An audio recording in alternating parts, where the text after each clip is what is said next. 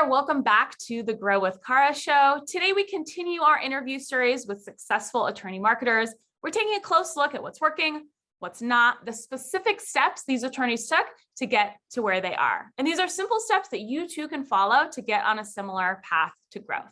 Okay, let's dive right in. Today, our special guest is attorney Justin Lovely. Justin is the founding attorney of the Lovely Law Firm, a personal injury and criminal defense firm serving South Carolina. Welcome, Justin. Thanks so much for being here. Hey, thanks for having me. This is awesome. Glad to be here. Yeah. So Justin, to begin, tell us just a little bit about your story. Let our viewers learn a little bit more kind of about your approach. When did you start the Lovely Law Firm?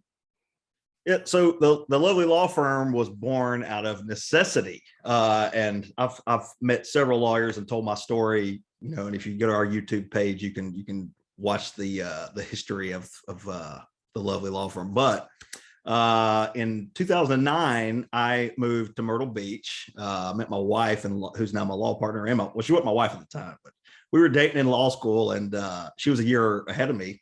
Came down to Myrtle Beach, and we thought we were going to be real estate lawyers, right? Because that was right after, I guess, the recession. So, but real estate was just like it's booming now. It was booming back then at the beach, but couldn't find a job anywhere, right? Because nobody was hiring in 2009.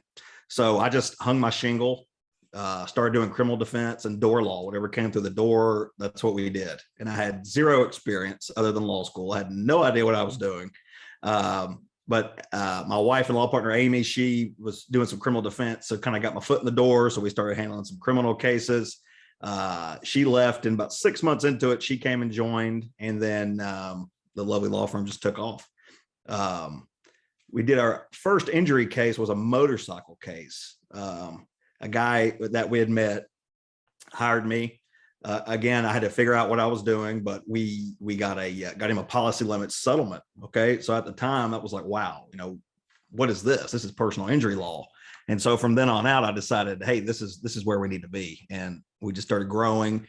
We used to be like 80-20 criminal defense to injury. And now we flipped it. We're like 80-20 PI to criminal defense, but we've got several offices now. We got 5 attorneys, about 15 staff, mainly Myrtle Beach. I've stayed right here in Myrtle Beach, and although I do handle cases statewide, but Myrtle Beach and Charleston are two big markets, and then we have an office in Florence.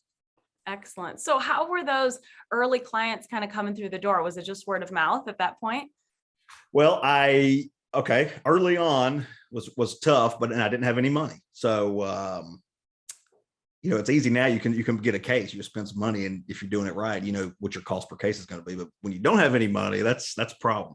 So we made it a point to, I took everybody, I didn't really have money to do this, but on my credit card, I just took everybody out to eat that I knew, other legal professionals, anybody I could meet in town, because I was new to this town. Okay. I knew nobody. So, and just word of mouth, anything you don't want, let me at least talk to them before you just turn it away. And so people started sending me cases. We did jail mail, so direct mail. We would send that out, and we'd get like a traffic ticket. We get like $100 for, and then we just kept saving our money and just rolling it. And one thing led to another. Kept doing good jobs for everybody, and then finally we do have some money for marketing. We do have some money to pay ourselves, and then it just snowballs from there. Yeah, that's smart. That early grind that can really pay off. So Justin, at this point, are you targeting sort of a particular slice of the injury market? How are you sort of positioning the firm? Tell us a little bit about that. Okay. So I learned early on that you can't go head to head with the big dogs on the TV market. So lost a lot of money on TV. And that will force you faster than not having any money is losing the money that you made on marketing. That will get you really fast to figure out how to get a case. So, what we've done is we say, hey, of course we want, if it meets our intake criteria, we'll sign the case, but what are the cases that we really want? Right. So, and if you should see this through our marketing. So we figured out our average fee on workers' comp cases are bigger. So we've made a big push for more workers' comp cases. Dram shop cases. We passed a law in South Carolina a few years ago where the bars have to have $1 million in insurance coverage. So instead of going after a $25,000 minimum car wreck policy, now we have if you're a drunk driving victim, we can go after $1 million alcohol policy. Of course, Uber and Lyft, truck cases. And then we have a whole nother motorcycle injury lawyer brand, the Myrtle Beach BikerLawyer.com brand, that we focus on motorcycle cases, because those are, while there may not be big insurance policies, there's always big damages. So those cases are better in the long run for the client. It's more rewarding, and also, for the firm, bigger average attorney fees. Yeah. Just quickly, before we get into kind of some of the more specific growth and marketing stuff, how are you distinguishing yourself from really all the other injury and criminal firms out there, right? You mentioned that, that can't always be easy to go toe to toe to those, Right. those big players. How is your approach sort of different in that way? Well, we've always said we're a team, right? So we're a husband and wife team. Family values are real big here in our office, and we try to do that in everything that we do. It's part of our core values, part of our mission statement. Our staff, we think of them as family. So we always wanted to be very approachable, and whether that's a criminal defense case or that's an injury case, anything that we do, we don't want to be uptight with a tie on. I don't have a tie on right now, right? But we have a huge trial going on. I'm taking the day off. I got to go back to the trial tomorrow. So we're going to have a whole nother week of trial. So we've made ourselves very approachable to people. And we think that's really set us apart, because a lot of people, especially lawyers, they just get on a pedestal. And I mean, these people are hurt. These people are charged with a crime. They may be overcharged. They really didn't do it. So I think that's, over the years, that set us apart. And people know they can call me. They can see me on the street. I'm no better than the next guy. Okay. So just because I'm a lawyer, what does that mean? That means nothing. We're all human beings, and everybody may deserve a defense, or you deserve the best representation you can get if it's an injury case. I have to tell you that approachable, family-oriented, approach really comes through in your marketing. From the research that I've certainly done on the firm, even just the videos that you have displayed on your homepage of your website and throughout your site, that really does come through. Tell us just a little bit more about that approach, though. I'm kind of interested in this. So, you treat your employees as family. It really seems like you kind of go the extra mile. I think I heard Amy on a video mention that, she's made lasagna for a client in the past. So kind of what's the experience like, once, okay, you retain a new client, like what does that look like? How is it, what's communication look like? How are you kind of keeping, your new clients updated on the case and what they sort of can expect from you, what you'll expect from them? Give us a little bit of detail there. Well, the lasagna move that's Amy's move. It's awesome. It's 100%. So if anybody's having if we hear about a client having a bad time, Amy will go to the store. If we know they're local, of course, if they're across the state, we can't do this, but she'll start baking and bake like 4 or 5 lasagnas. She followed, what is that? The Pioneer Woman, I think, is. Yes. She got her recipe and like tweaked it a little bit years ago. And that's cool. Yeah, that is the lasagna recipe. But no, when a client comes in, it's however they want, right? I've got the capabilities for text messaging. Some people want phone calls, some people want emails, some people want to sit down, and that's fine. We just make sure it's whatever the client wants. And usually we're hitting them on all those, and they tell us to stop communicating with them, because clients, that's the worst thing, is to not communicate, because they're worried. We've done this before, but clients have not, right? It's their first time probably ever hiring a lawyer. So if you're able to send them a text, call them on the phone, meet with them, make yourself accessible, do a Zoom just like we are. We're in a Zoom world now, doing all those things. And we also train our intake staff. Everybody's trained on empathy. You have an employment manual when I hire you, and you also have a client service manual that is 15 pages just talking about empathy. The grandma rule, talking like you'd talk to your grandma. That's how we talk to our clients. Okay. And whether that's a small case or a 7-figure case, we handle everybody and treat everybody the same. And, it shows through. We get good results for our clients. We ask for 5-star reviews at the end of the case. We get those reviews. I think we have the most reviews of any injury law firm, at least in Myrtle Beach market. And we hope to spread that into Charleston as we continue to grow. Yeah, I noticed those stellar reviews, and you're right. Those come with that higher quality customer service, right? And to you and the firm, it might seem like common sense, but so often there is room for improvement, especially with the smaller law firms that I talk to. It's hard to, especially as you scale, to maintain that personal touch. Yeah. And I mean, we're not perfect, right? But and we can't guarantee clients anything. but we're not going to bullshit a client either. We're going to talk to them and just be a human being to them. As we mentioned before, be approachable, and people appreciate that. And then when we do get them a big result, okay, which is what we're trying to do, we're not going to say that, but by under promising and over delivering, I don't mean to use that phrase, but I think I stole that from somebody, but under promising, over delivering, that's the best thing you can do. And then guess what they're going to do? They're going to go and tell everybody around the community, this was my lawyer. This is what he did for me. This is what Amy did for me. This is what Amy does. This is what they live by. This is how I was treated. And it spreads like wildfire. It really does. Yeah, that's great.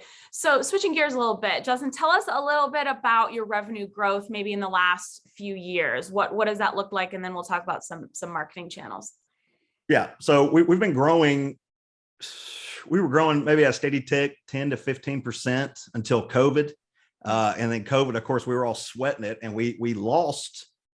This is really hurt us with the criminal defense because they completely shut court down. So in criminal money, we're paid up front. So when that was gone and nobody was getting arrested, that we were kind of sweating that. So that was cash up front gone. But looking back on it, while we lost a quarter, we all just dug in and started pushing the injury cases that we had in the inventory out. So COVID was actually a better year. And then every year we've kind of been growing at a good 25 to 30% revenue clip. So nice. And I that's what I've wanted to do. I've never really wanted to scale it fast because things break when you scale it too fast. So slow and steady wins the race, I think. And, we've kind of saturated Myrtle Beach. And so we're kind of that's why we're moving on into Charleston. We've always had a little toe into Charleston, but we're really, this year, we've got a brand new office building. We're about to open next month. Hopefully. We've been in Mount Pleasant. We're about to move to Goose Creek, which is more of the blue collar Charleston area. I don't know if you're familiar with Charleston, but there's a lot of growth. Everybody's moving to Charleston. Huge port city, a lot of manufacturers. So we think there's a ton of cases down there, and a ton of good clients are going to help us grow. Smart.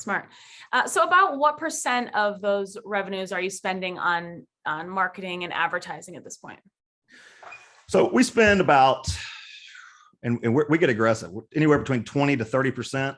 And then towards the end of the year, if we have a great year, we will usually see if there's any mass tort opportunities to buy and spend some advertising there. And we'll try to do that on like a completed signed contract basis where we're buying the contract signed, and then we work those cases up with co-counsel. So if you factored in that, at the end of the year, we'll probably spend upwards of 40% of the revenue. Wow. Yeah. But taking those buys out, it's probably 20 to 30%. Okay. Well, so then how are you investing those marketing dollars? Kind of what channels are you investing in? What's the allocation look like? So we're in everything. Of course, I want to own the phone. So if you're following me on Instagram and TikTok, we're constantly putting stuff out. We're producing new video, new content constantly. I have a podcast, the Carolina Justice Report. We repurpose the podcast into short clips for Reels and for TikTok. So we got a production budget that we spend every month. We do some TV. I'm probably going to get out of TV. But of course, SEO, social optimization, we've got some Facebook campaigns. We're everywhere. And I want to be everywhere. What's working best right now for you? Well, and all the money you spend, I know you're going to ask me that, but all the money you spend, the best thing that I do, and I think this has to do because of our motorcycle marketing, but is the grassroots, giving back to the community. So we're doing, we have charity events that we all just participate in, but also sponsoring festivals, charity rides, all the grassroots stuff that we do.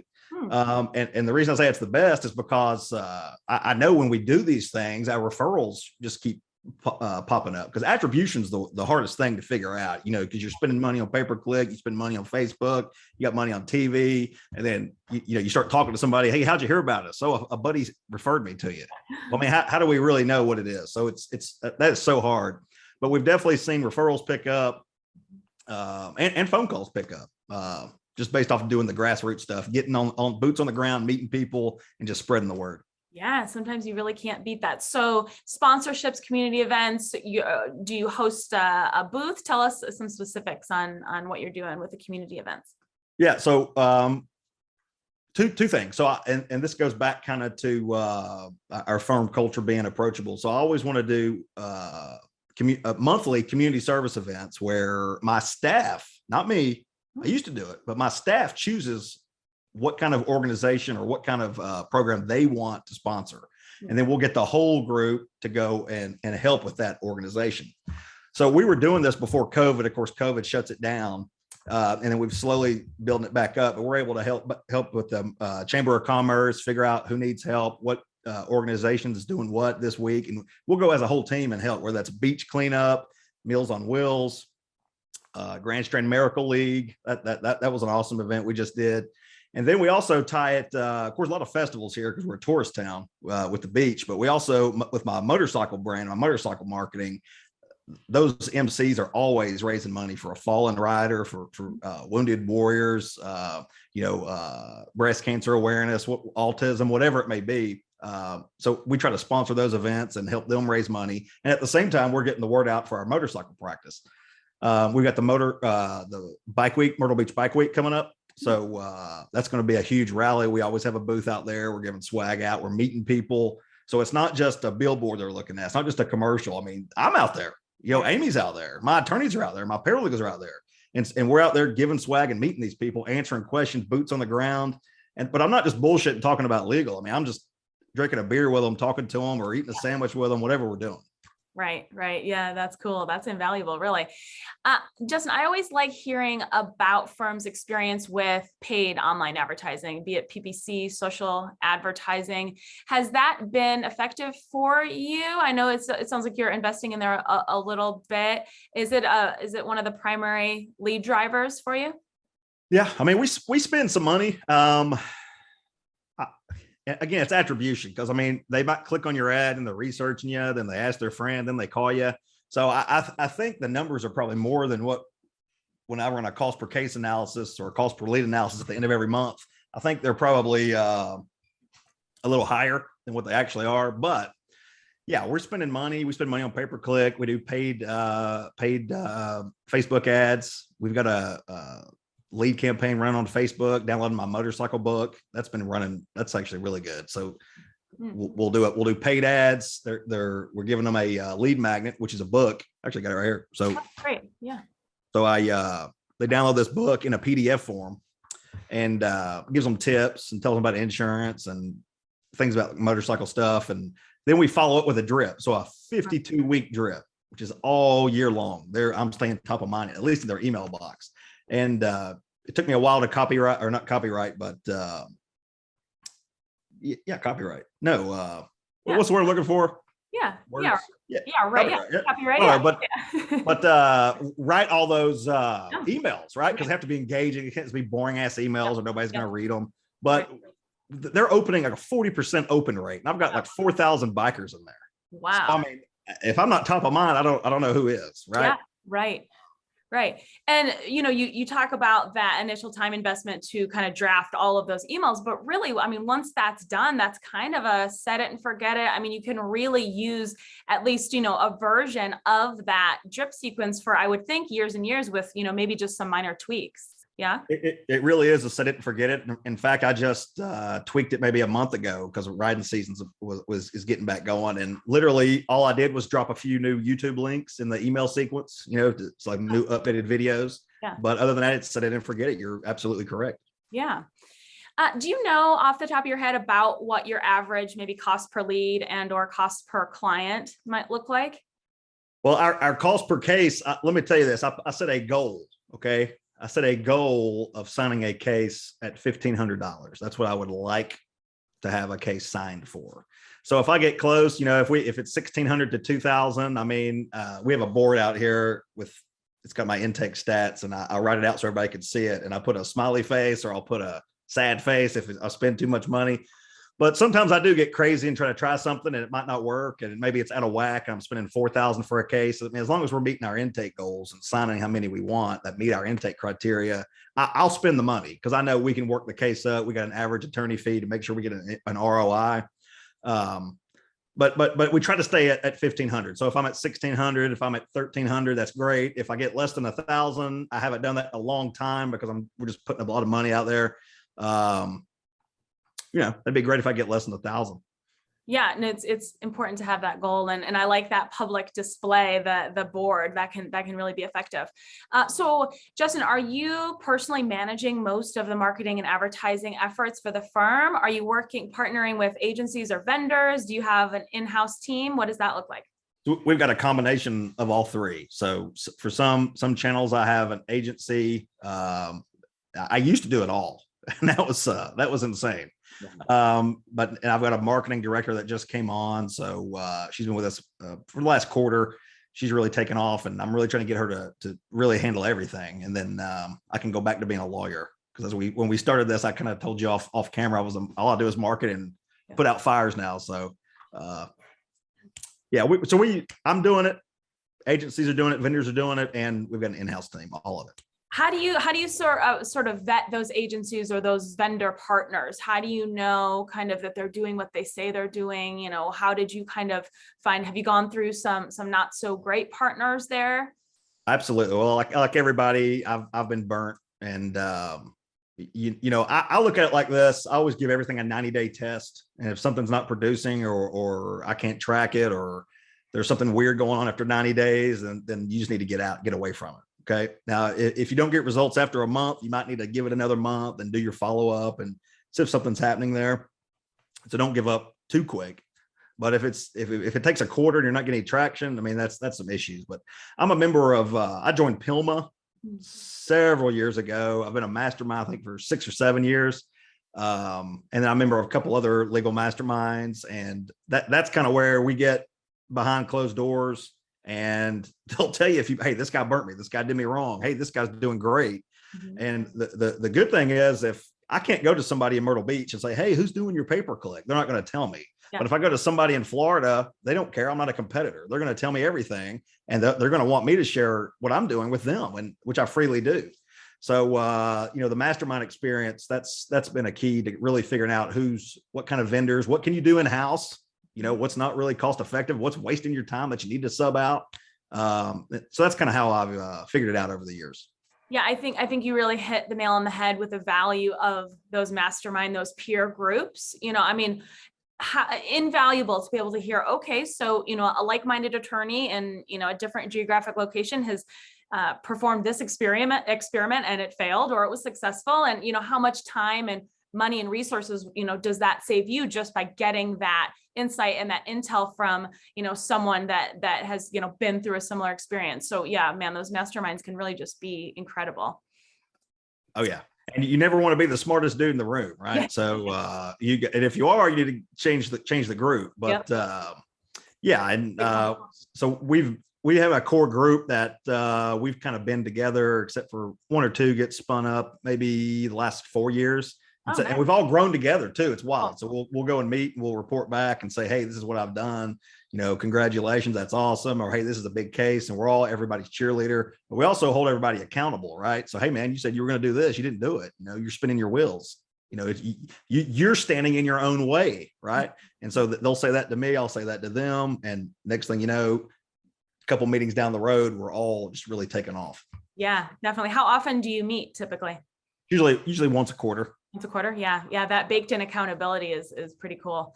So you mentioned that you and Amy host a podcast called the Carolina Justice Report. I wanted to talk to you a little bit about that. Why did you launch the podcast, and kind of tell our viewers what you kind of typically talk about during that show?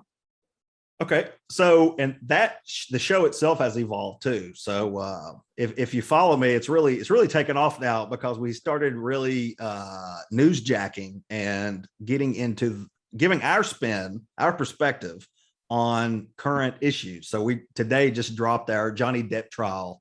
We talked about that. I don't know if you're keeping up with the Murdaugh murders, that crazy conspiracy that's happening with a big prominent lawyer and law firm down here. That's just really just crazy domino pieces falling every day. So we've been commenting on that. We talked about the Redonda Vault, that MedMal and nursing home thing with Vanderbilt that happened. So really just kind of newsjacking and talking about current events, giving our spin. And then we can also, we can say, hey, well, if this happened in South Carolina, here's the legal issues. So then when I go to repurpose it, I'm getting the long form piece and people are enjoying listening to the podcast or watching the video cast. And then I can repurpose shooting one time, and I've got a reel, I've got a TikTok, I've got a a separate YouTube video I can make. And so using that repurpose strategy, we've been able to make a lot of content. I crank a lot of content out on the phone, right? Because people they're swiping something they see this morning, they're never going to find again. So you got to always be on there. But no, and it's evolved. Now we do some dry topics. Like we also did a golf cart episode that's going to drop, right? So, but we got a lot of golf carts down here at the beach. And there's specific legal issues you got to worry about. So we do some dry topics, dry legal topics, but we definitely have transitioned into newsjacking. Yeah. We're building a studio out so that drops every Tuesday, right? So it's going out on Apple iTunes, and then the video cast drops on Facebook, and it also drops on YouTube, everywhere you consume your social media. But we're going to start getting hyper local with it. And we're going to go 1 hour every morning as soon as my studio's built. And literally we've got it plug and play where my marketing director, Rainey, is going to be in there, and she's going to interview me. It might be me and her, me and another attorney. We got it set up for at least 4 people, and we're just going to go live, hitting topics as they go, because that's how people are consuming their news now. Mm-hmm. Okay. And then we can give our spin to it. Again, going back to what we first said, we're approachable. You could come talk to me and shoot the breeze just like you could talk to anybody, and then hopefully that will lead to, more authority in the Myrtle Beach and Charleston markets. People will call us, and that's the ultimate goal of the, the podcast. Also, we get links back to the website. So we're getting SEO benefit out of it too. So smart. Yeah. Well, I mean, I think just the content generation and how you're able to so, brilliantly kind of repurpose so many pieces and nuggets from that podcast, and the fact that now you're going to be doing it, even more frequently, that definitely makes a lot of sense. So that kind of parlays nicely into, my next question. I want to talk a little bit about social media. Is social media a sizable lead driver for the firm? What's your approach to social media? Why do you think that it's an important kind of piece of the puzzle, the branding puzzle? Well, that's where everybody's at now, right? TikTok's the number one downloaded app. It's been the number one app for the last, year, I think. And so it's beating Instagram, it's beating Facebook, and everybody, when you look at them, they're down in their phone, right? Just swiping away. If they got free time, swiping away, either that or on YouTube. So that's where people live now. So you have to be there. You have to be top of mind and be there when they're swiping. You can't get lost. You can't say, hey, I posted something and they swiped it. They're never going to find that in their feed again, ever.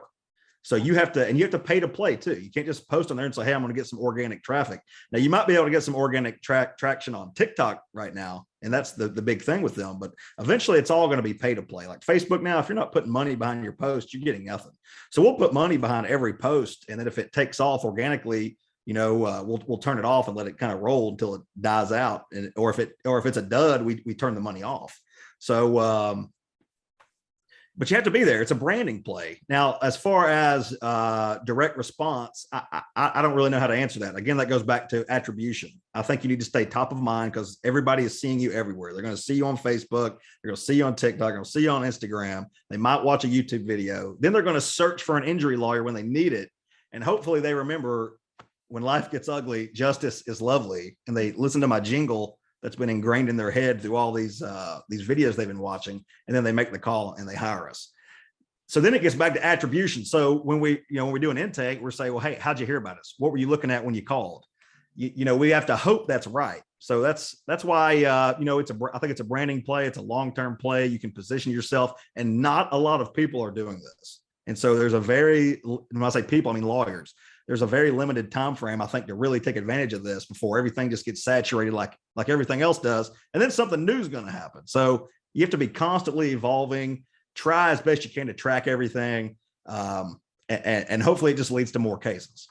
Yeah, I think you're right. Just overall, law firms and lawyers, they're a bit, late adopters when it comes to social media. So there is still so much opportunity here.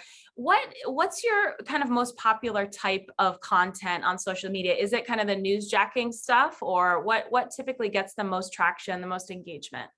Yeah, so definitely the most engagement, or if I do so the newsjacking, of course, that's what's really taken off. Or if I say, hey, this is my top 3 ways to increase your settlement, top 5 mistakes to avoid. When I do like listicles or top 3, top 5, something like that, when you can set the hook like that, those definitely perform better.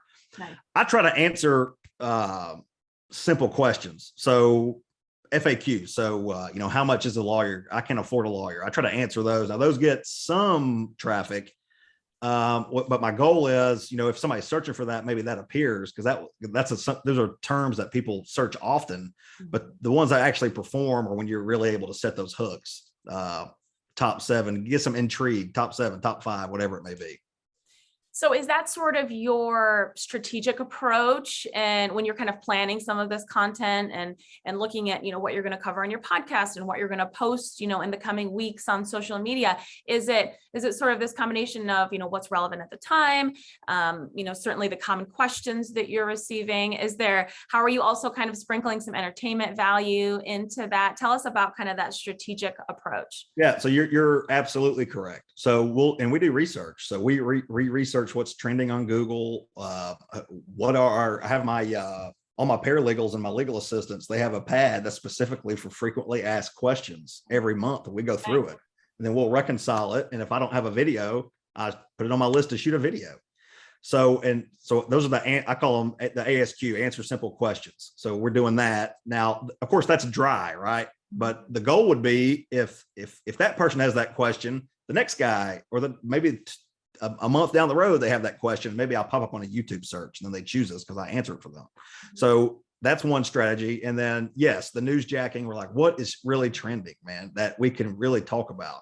And so, we've hit these big topics that I mentioned that are trending in the national news. And so, we're going to take that to the next level and really talk about local news. And so we're just going to hit, maybe if it's a local car wreck case, if it's a tragedy, or I don't know, a motorcycle accident. I mean, we can get on the screen, pop on the webcam and go live immediately. Yeah, that it's pretty cool how nimble you can be, with this too, because I think sometimes that's a hurdle. Some attorneys think, everything has to be perfect. Everything I put out needs to be edited and perfectly professional. And I think that's when they never start, right? So sometimes just starting, even if you're kind of fumbling through the first, however dozen videos or more, I think sometimes it's just about kind of getting out there, finding your voice, being authentic, being genuine. Right? Because, I've talked to a lot of attorneys who, struggled at first to kind of find that balance between, lighthearted humor and entertainment value to kind of, get the hooks and draw the attention, but then also, balancing that with showcasing expertise and actually being a valuable resource. So I think you've really done a good job with that too. Well, you got to be yourself too, right? Don't try to be something you're not. Because people see through bullshit. Okay. So if you're not, if you're not the video guy, you don't want to be on video, get somebody in your office who can, or somebody, let them be your spokesperson or your brand ambassador. Because everybody's living on video, and you're right. You don't have to have fully produced things. If you look on my sites, I have cinematic stuff that I've paid a lot of money for. I've got the mid-range stuff that we shoot, and then I've got just me holding the phone up. So I've got the whole gambit, and everybody loves everything. The one tip though, you got to have the audio. Okay. If the audio's messed up, they will not watch the video. They will watch shitty video, but will not listen to bad audio. So that's the one tip I would give for any content creator. So do you have specific tech suggestions there or equipment suggestions when it comes to audio?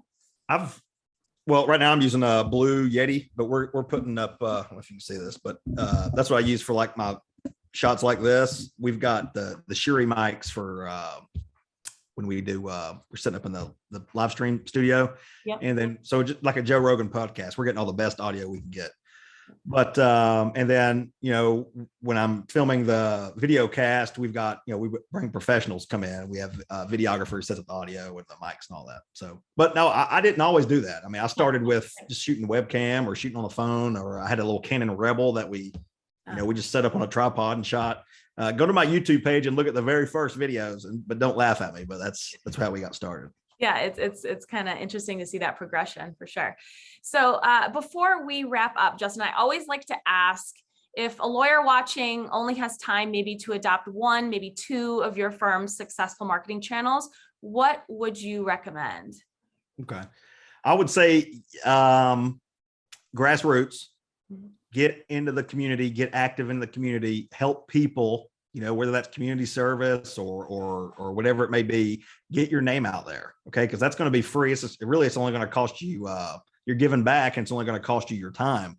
And then the second thing is, I mean, just like you just mentioned on video, just get started doing it. And you'll be surprised how many people follow you, watch you, say they saw you. Hey, I saw you on a TikTok. Hey, I saw you on a reel. You're the guy from Facebook. I mean, you'll be surprised when people start saying that. And then it'll equal cases. Yeah, I love that. Awesome. Okay, Justin, thank you so much for sharing your experience with us today. It was a real pleasure learning from you. Thank you so much. Yeah, no problem. I appreciate it. Yeah, everyone, be sure to join us for our next episode of Grow with Kara happening very soon. Have a great day. Take care. Bye-bye.